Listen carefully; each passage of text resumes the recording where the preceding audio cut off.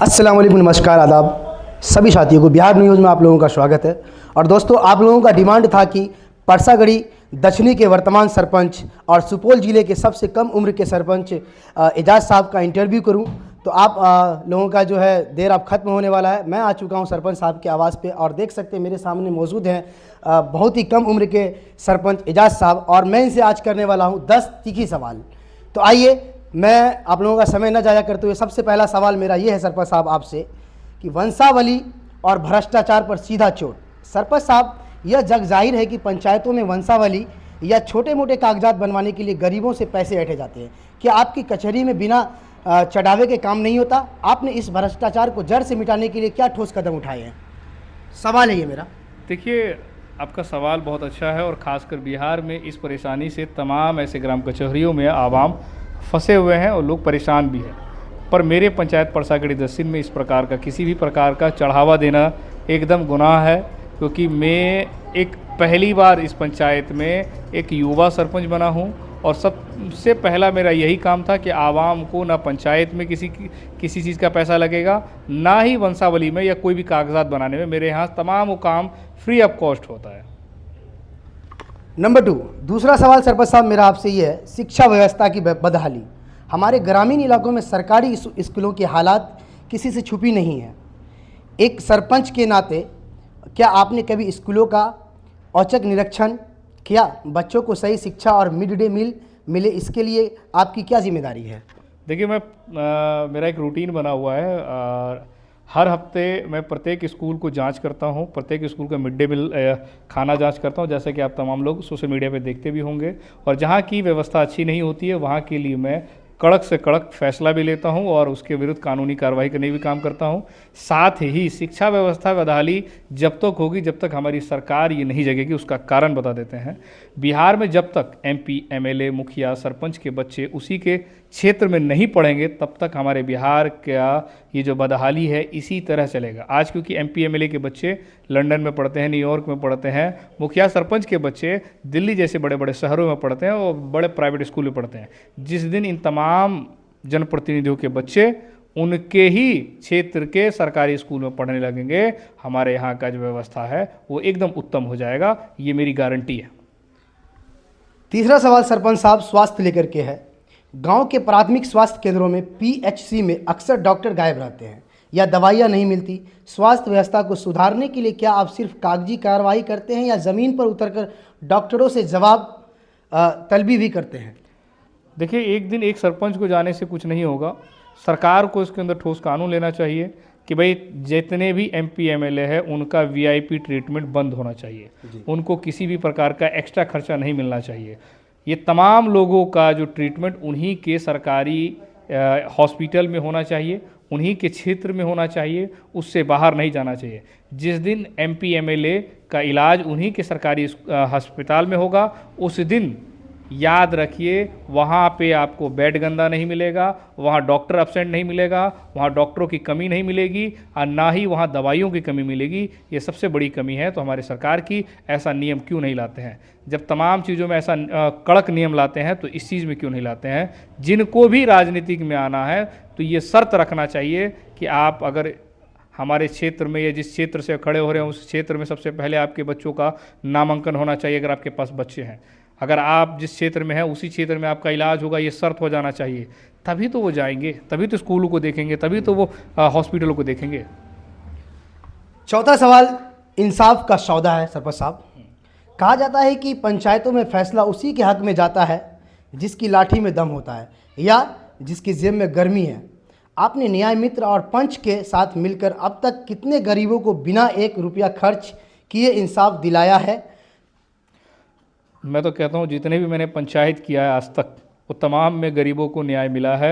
और मेरा जो पंचायत किया हुआ है उसका अभी अपने ही क्षेत्र नहीं, मैं समझता हूँ कोसी सीमांचल क्षेत्र में मेरे पंचायत का बोलबाला है कि एजाज सरपंच किस प्रकार का पंचायत करता है। एक बेहतर पंचायत का नाम आता है कि हाँ, अच्छा इंसाफ किया जाता है, इसमें कोई शक नहीं है। नंबर 5, पांचवा सवाल है आपसे सरपंच साहब, दलाली प्रथा का खात्मा। पंचायतों में बिचौलिया या दलालों का बोलबाला रहता है। आम आदमी का आप तक सीधे क्यों नहीं पहुंच पाता? क्या आपने अपनी पंचायतों को दलाल मुक्त बनाने के लिए कोई हेल्पलाइन या सीधा संवाद शुरू किया है? बेशक मेरे पंचायत में कोई भी दलाल नहीं है और मेरे पंचायत में सीधा संपर्क है। मेरा जो मोबाइल नंबर है वो 24 घंटे अवेलेबल है। जिस भी व्यक्ति को मुझसे बात करना हो, कोई भी समस्या जो मुझसे जुड़ी है या जिस समस्या का समाधान मैं कर सकता हूं, उसके लिए मेरा नंबर है 9818497180। रात के चाहे वो 2 बज रहे हों या सुबह के 6 बज रहे हों, आप किसी समय भी कॉल कर मुझसे किसी भी परेशानी का समाधान करवा सकते हैं। मैं आपके लिए तत्पर हाजिर हूँ। ये मेरा कर्तव्य है। जब तक मैं राजनीतिक पद पर हूँ तब तक ये सेवा 24/7 रहेगा। नंबर 6, विकास बनाम दिखावा।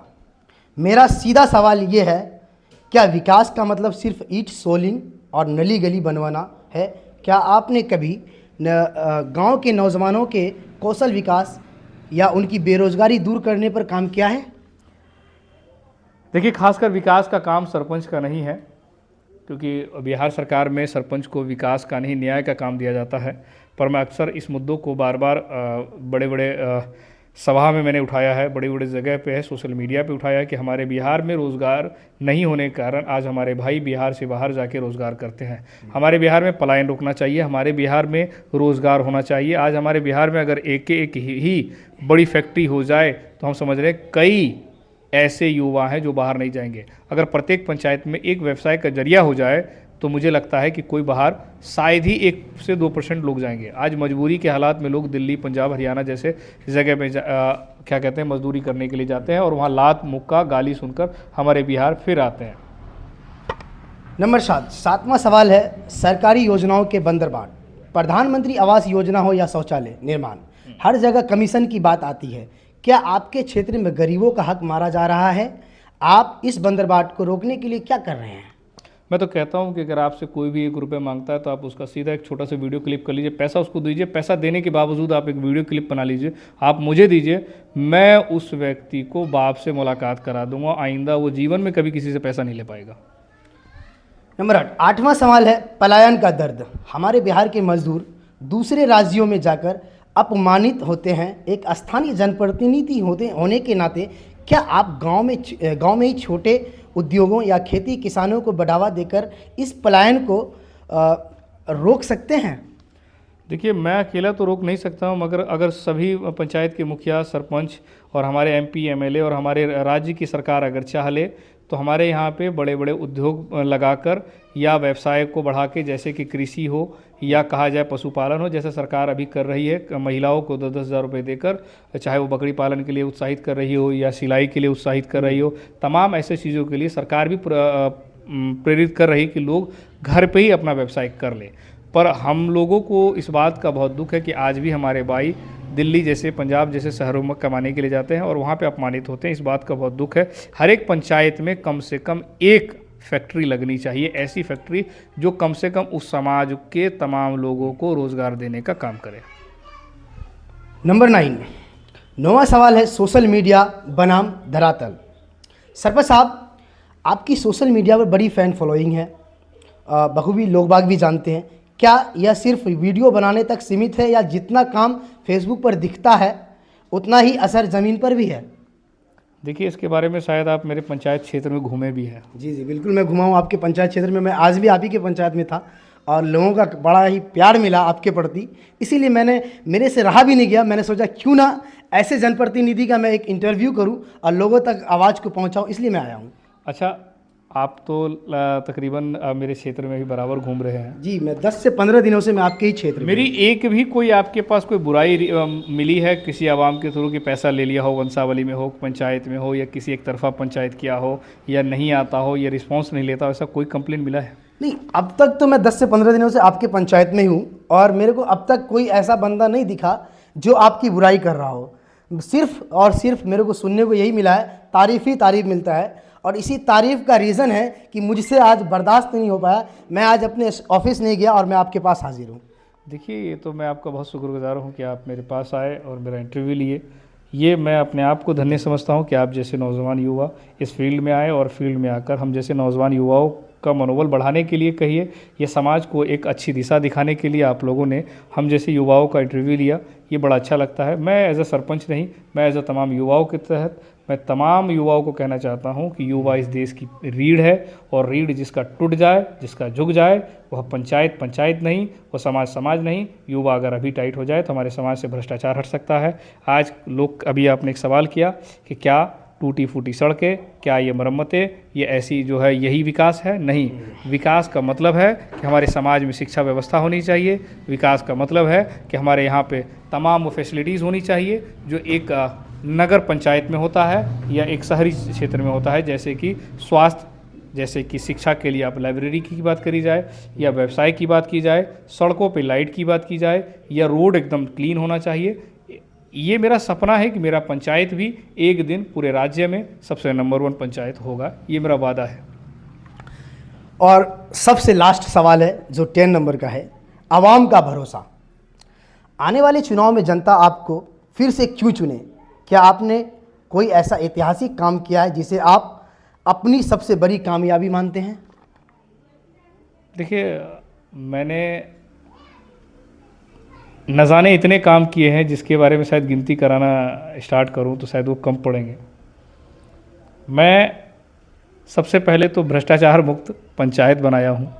मेरे पंचायत में घूसखोरी नहीं चलती है। मेरे पंचायत में आप देखे होंगे पंचायत फीस नहीं चलता है। मेरे पंचायत में दोगलापनी या कहिए पंचायत में दो तरफा पंचायत नहीं होता है। मेरे पंचायत में डू एंड डाइट, दूध का दूध और पानी का पानी इंसाफ होता है।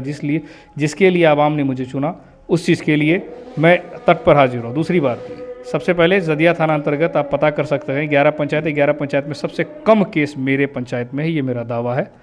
बाकी आसान हो रहा है। एक सवाल और है सरपंच साहब, माफ़ी चाहूँगा अगर इसका आप जवाब दे दो ज़्यादा बेहतर रहेगा। आप एक हमारा हिंद फाउंडेशन का जो है अभी स्टार्ट किया है, एक आसान होने दीजिए, थोड़ा सा स्टॉप कर दीजिएगा।